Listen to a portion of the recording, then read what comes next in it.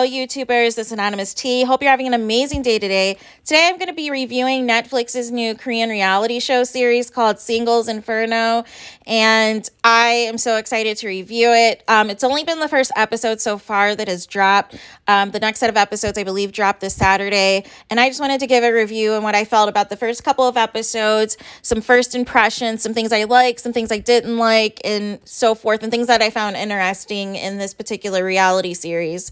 So it's kind of reminds me overall, the best way I can kind of describe it is it's as if, Survivor and Love Island got together and made a baby, and this is like what they came up with.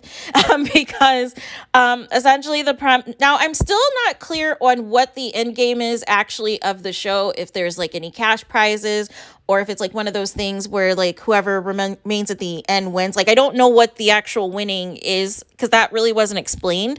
But essentially, there's 9 people that are on this deserted island, 4 females, 5 men.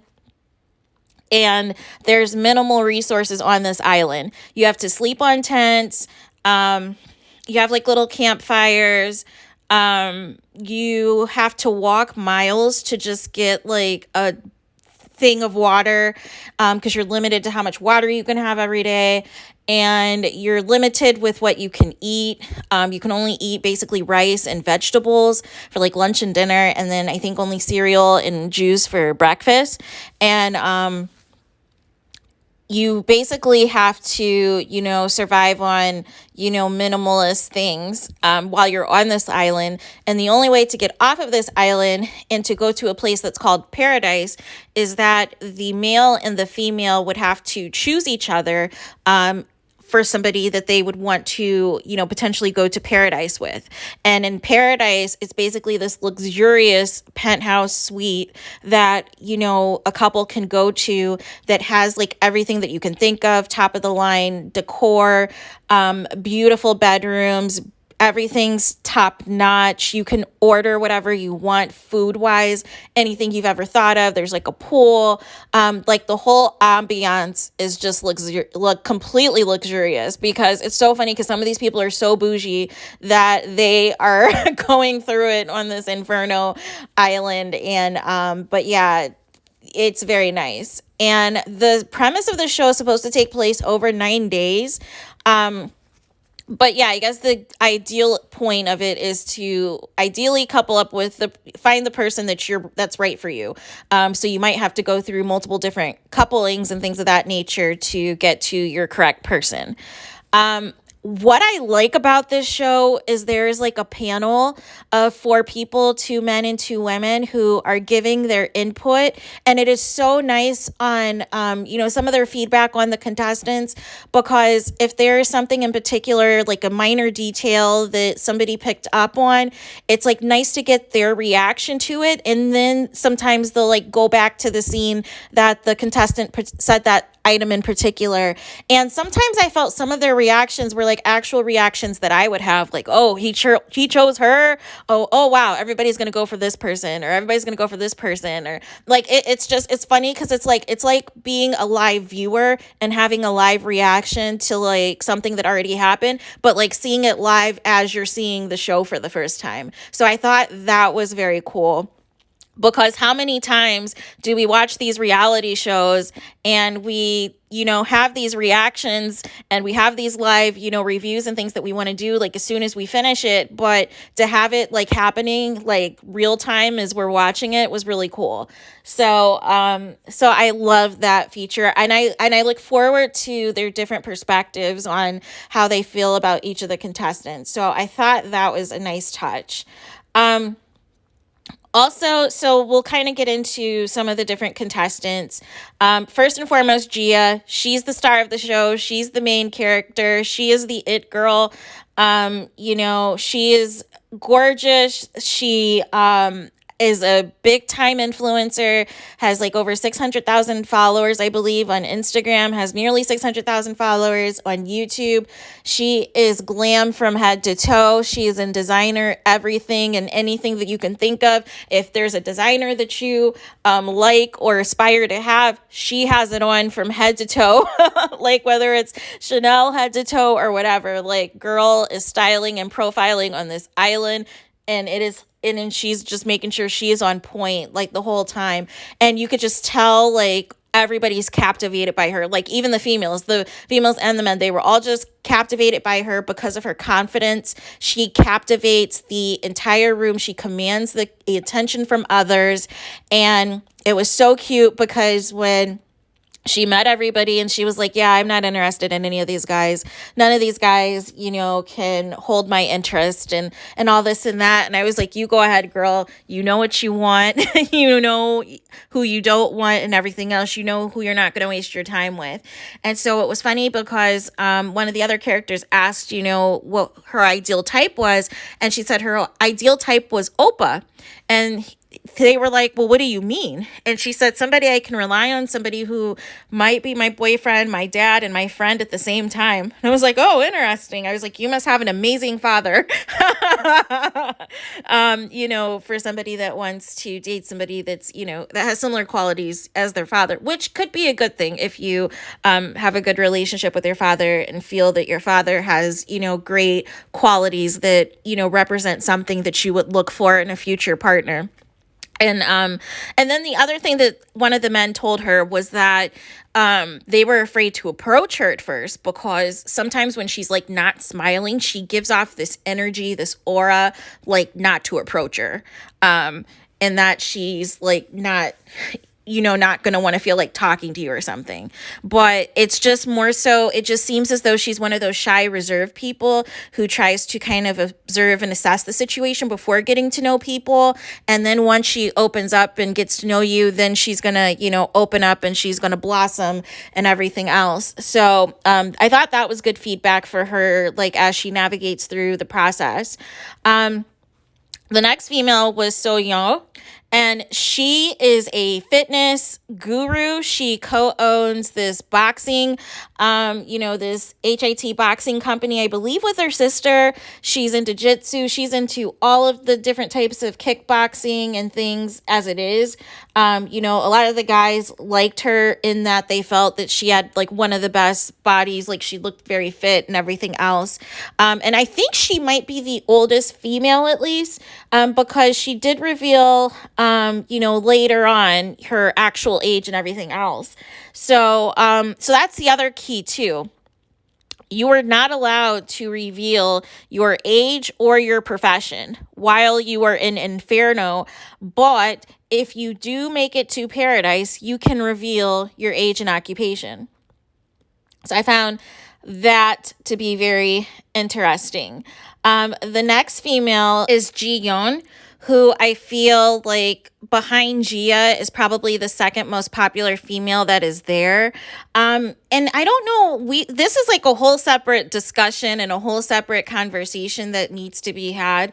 But a lot of the men were initially attracted to her and they described her because she was pure, because she looked white, because she represented innocence, and she was quote unquote light skinned. And I was like, what is going on?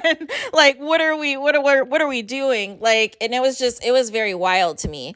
Because even one of the contestants in particular basically said that he is only into light women and all this and that. And I was just kind of shocked, like how open they were saying this kind of stuff, because obviously I'm born and raised in the United States, and that is not going to fly. That you're just going to openly tell people, oh yeah, you look so white, so pure, and that's why I'm attracted to you. Oh no that is not what is.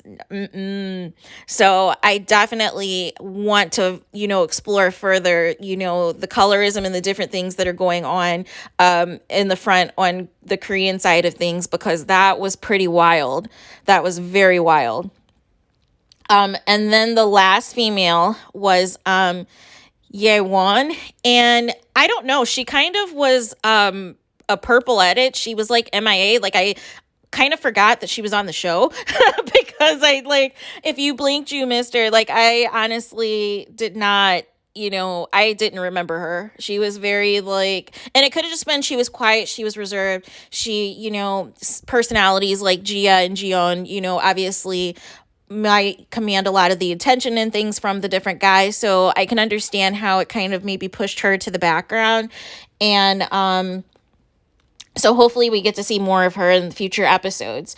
So now that we've discussed the females, so now let's discuss the men.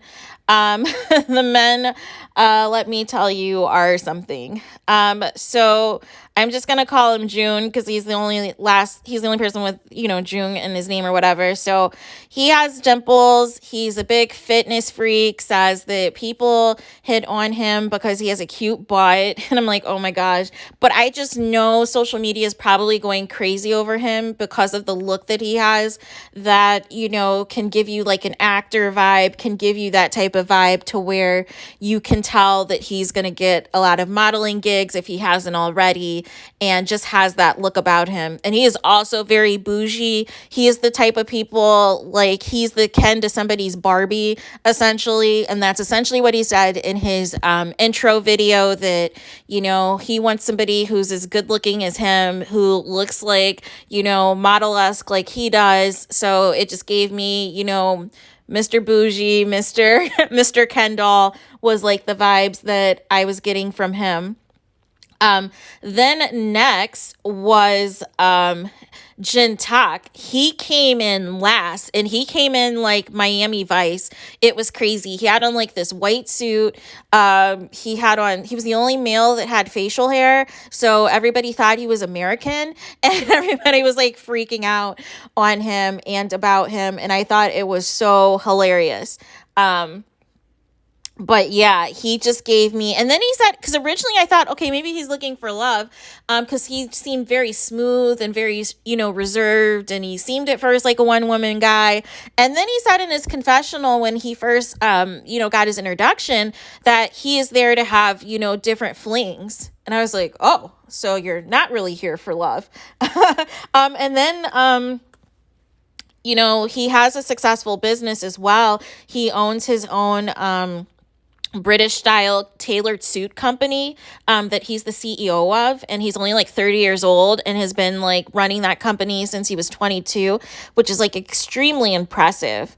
Then also, who else? So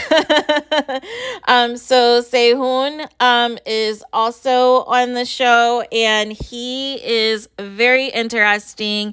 He is the cook. I feel like he is the one out of everybody who's like the jack of all trades, who can like do anything and everything. Just seems to be, one of those people that just has like the natural talents to just do it all. Anything you can think of, this is the one who's going to be the one to do it, essentially. So then we had Jun Shik, who is a chef, and said that he is into people who have a cat face. So I was like, okay. And then Si-hoon was also on there. Also, another gym rat, into boxing, into, he's a really quiet person, but he's also the one out of the men who I would say is the most observant and listens the most. Because, for instance, one of the ladies said, her favorite color is pink, and he had made this comment that he was going to wear pink from now on, but literally had on pink, the next day, like, because some of them change their clothes like multiple times a day, but so far he's worn like a lot of pink around, to show that he's like listening and paying attention to different details about people. So I found that to be, very charming, very intriguing, that he is, making sure that the ladies that he is interested in knows it. So the biggest thing, though, about the show are the two things, which are there's this neat factor this postcard situation. So the postcard situation is like one of the highlights. I feel like that and who does and doesn't go to paradise is like where all the drama unfolds. So the end of episode 1, we had this postcard thing, and I guess the purpose of the postcard is each day you have to write, on the girl side, they have to write which men, caught their attention for that day. And then they have to choose a mailbox to put that postcard in. And then vice versa for the men who they feel, the most connected with, the most attracted to, who they vibe with the best. On the female side of things, they have to put that in the female's mailbox. And so then, they have the guys and girls, after everybody has submitted their postcards, they go in and check their mailboxes. But it's so messy because some people may receive postcards and some people may not receive any. So it was funny because Jintak, who was the one who came in hot, looking like Miami Vice, but he didn't talk to anybody that day. So he got no postcards. He was watching everybody else in action. He was watching everyone else cooking. He was watching everybody else, flirt with the other women and things of that nature. And then also Sihon, he got one postcard. June, she got one postcard.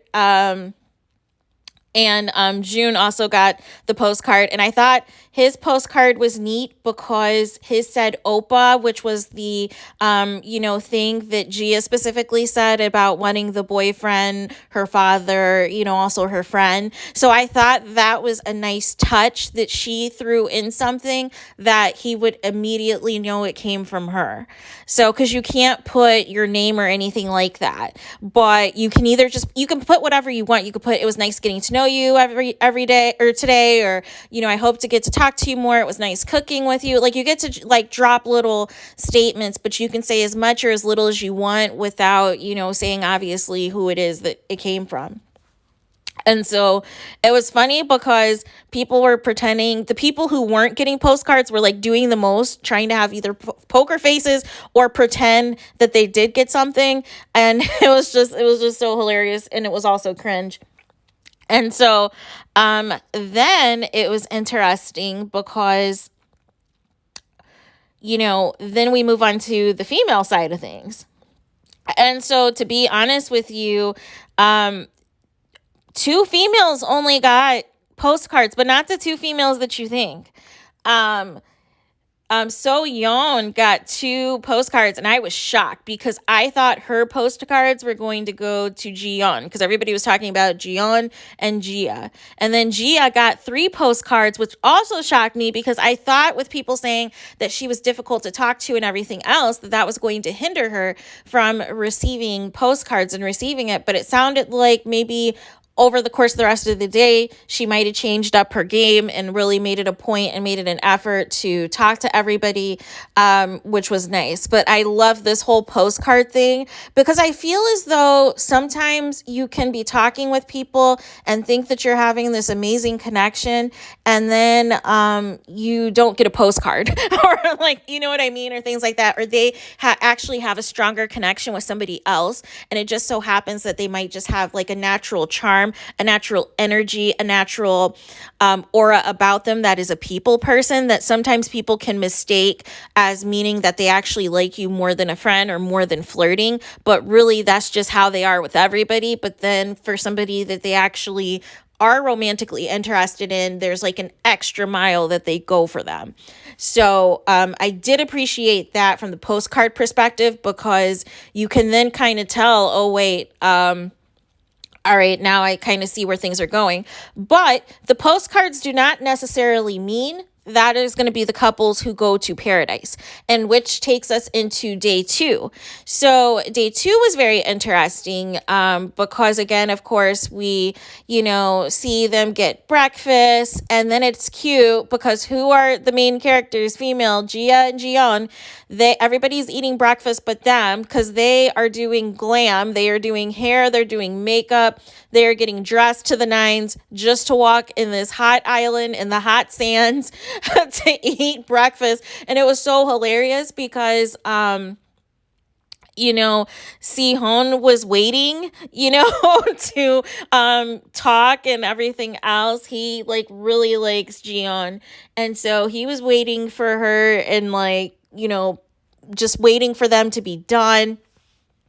Then the instant that they get over to, the kitchen area where everybody eats, all the girls then, felt a certain way and they're like, oh, well, we need to, go get freshened up. And I was like, and I had the same reaction as the 4-person panel. Like, basically JIA and Jiyeon came in to like shut it down.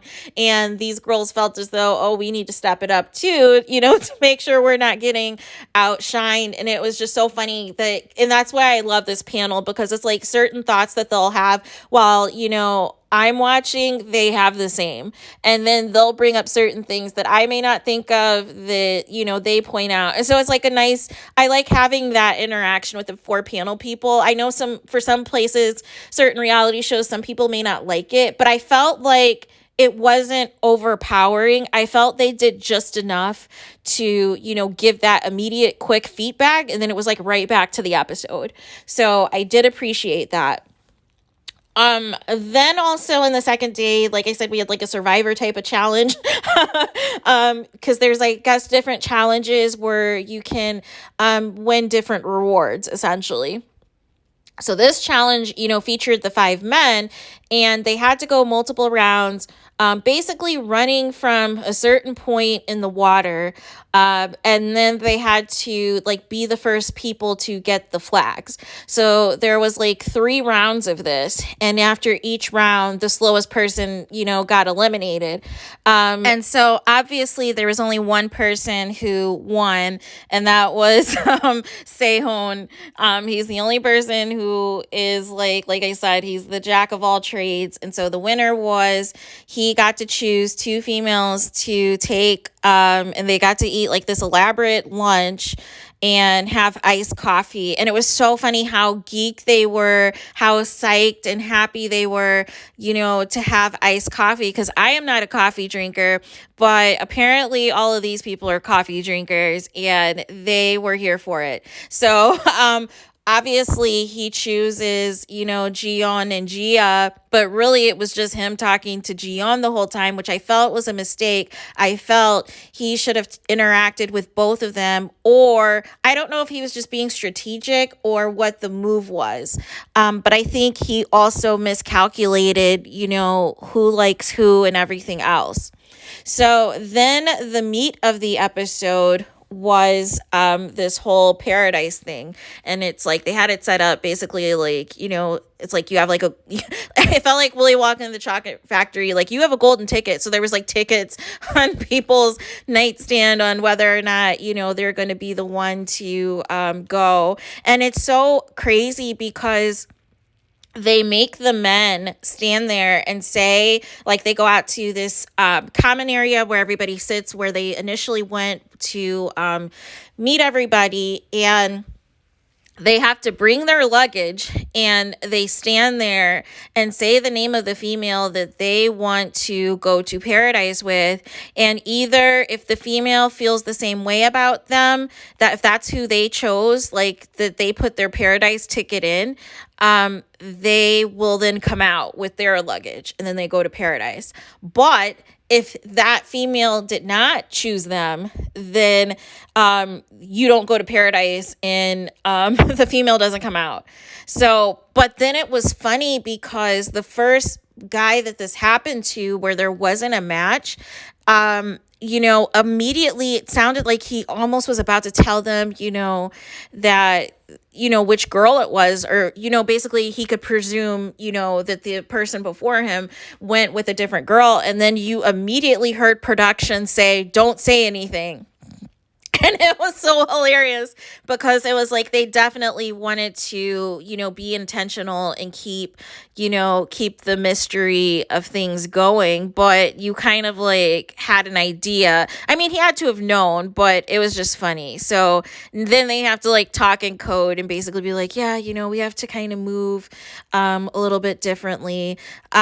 So obviously, the couples that did match were clearly Gia and Jung, because it's like Ken and Barbie.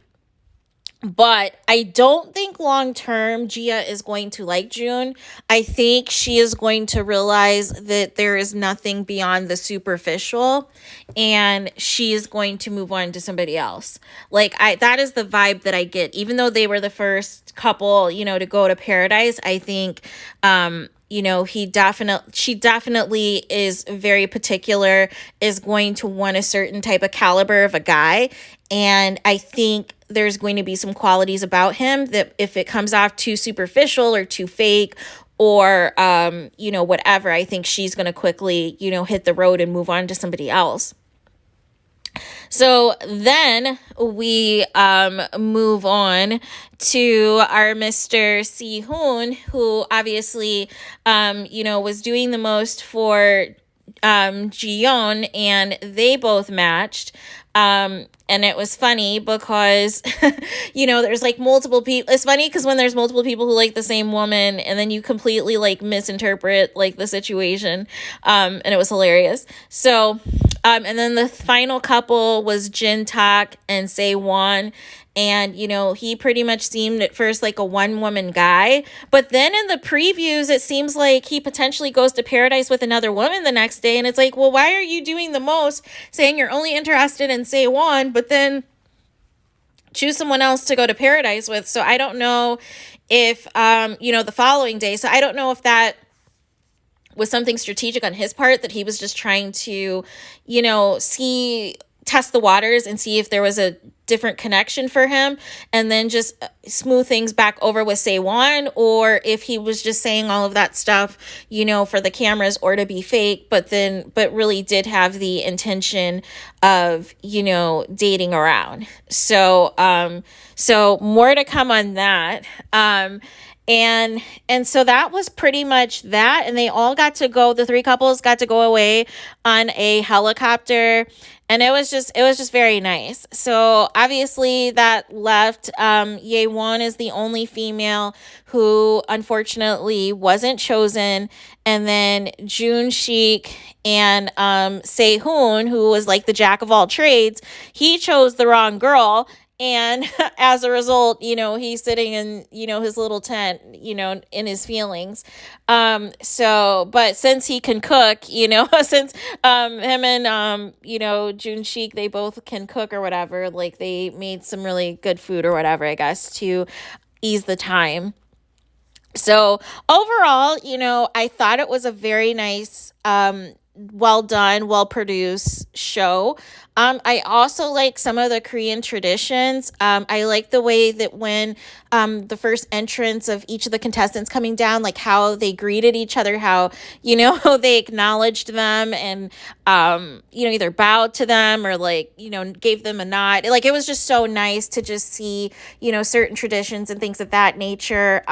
Also, a lot of the men were chivalrous, and it was weird because certain men, it depended on the female on how chivalrous they would be. So like, for instance, when you are matched for paradise, you'll notice that some men won't even let the female leave the tent and immediately grab her suitcases, like June did for Gia. But then there's other men who basically waited until they got to this, bamboo wood entrance, looking at you, Jintak, and then, helped out and took, helped take over or whatever for, Sa Juan or not Sa Juan, Seon. And it was just funny, because, and then he's like, yeah, you could take my hat. And I was like, oh my gosh. But then it's just so messy because he tells her at Paradise that she's the only woman he wants. But then in the preview, we see potentially that he's going to be choosing somebody else. And I'm like, oh my gosh, what is going to be going on?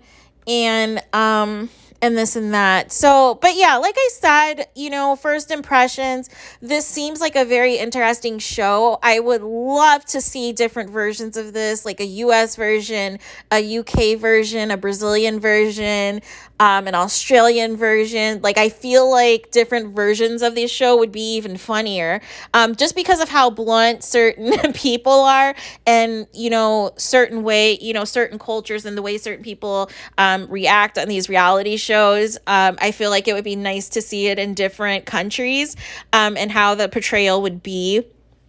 And it's very interesting, because I would wonder, like, who would apply for this show. Were your typical survivalists try to apply for this show? Or would your, regular people try to apply too, who think that they can survive out in the wild for 9 days? Since it's only like 9 days, it might open it up for more people to apply to. Whereas, like, for Survivor, it could be anywhere from, like, 20 something to like 30, 40, 50 days, depending on, which version of Survivor it is. So, I just found that to be interesting. So, but I feel like hopefully over the course of these next couple of episodes, we can kind of suss out who's actually there to find love, who's actually there to couple up, and who is acting and who is pretending. And then it seems like in the previews, one of the male contestants looks to have a meltdown. I think obviously because he keeps choosing the wrong woman, or choosing women who are clearly into a different guy than him. And I think he's misinterpreting the kindness from these females is meaning that they're into him, and not paying attention to who they're actually, giving that time to, and really, giving that opportunity to truly know them. So I feel like that is going to be where things pop off. Apparently, there's only 8 episodes. I don't understand why we're only getting 2 episodes at a time. That is not what's hot in the streets. I feel like we should have either gotten 4 episodes first, and then the last 4 episodes or something, and then, potentially like a reunion episode. But, like, they're literally stretching this out for, like, over a month, which I do not understand why. Like, we're really only going to get, just a taste of just the 2 episodes, and then we're just going to be parched, waiting every week for 2 episodes. Like, this is going to be long and painful for us, for those of us who are watching this. So maybe, if this does come back for another season, if this does expand to other countries and other spinoffs and so forth, that they maybe, address the model on how they're going to approach the number of episodes and how the episodes are going to drop. Or maybe they'll change the amount of days so that there's more episodes. Maybe just do like a straight 2-week, episode type of thing. And, have it broken down to maybe 10 or 12 episodes if they decide to expand it to 2 or 3 weeks. Because I feel like that's usually the standard for reality shows. It's usually anywhere between 3 to 6 weeks for the most part. So this is interesting that it's only 9 days. So yeah.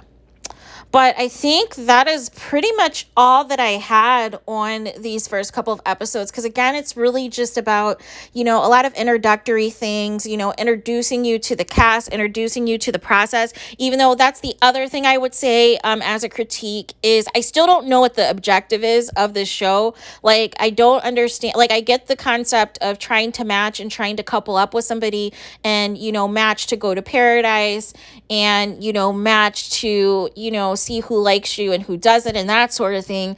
But I don't understand the end game. I don't understand if there's going to be eliminations and there's only going to be like one couple at the end. I don't understand if there's going to be a cash prize or not. Like, what is the end goal? Like, what is the end game of this show, of the 9 days? Like, what's supposed to happen at the end of the 9 days is what I want to know. Like, just only the final couples that choose each other, like, they get like a big, like, yay, you did it. Like, what happens? Like, what is the premise of, what is the outcome going to be based off of, the conclusion of this show is what I'm really hoping to find out. So hopefully that will be more defined or more explained at some point, because as of right now, all I know is these people have to, basically match and choose the same person that they want to go to paradise with, or they're stuck in Inferno, is really the goal that I get. But outside of that, I don't know what the outcome's going to be, like what the end came, like if there's a cash prize, if there's, how many couples are allowed at the end, like I have so many questions, like as I'm watching. So hopefully those can be answered as the episodes progress.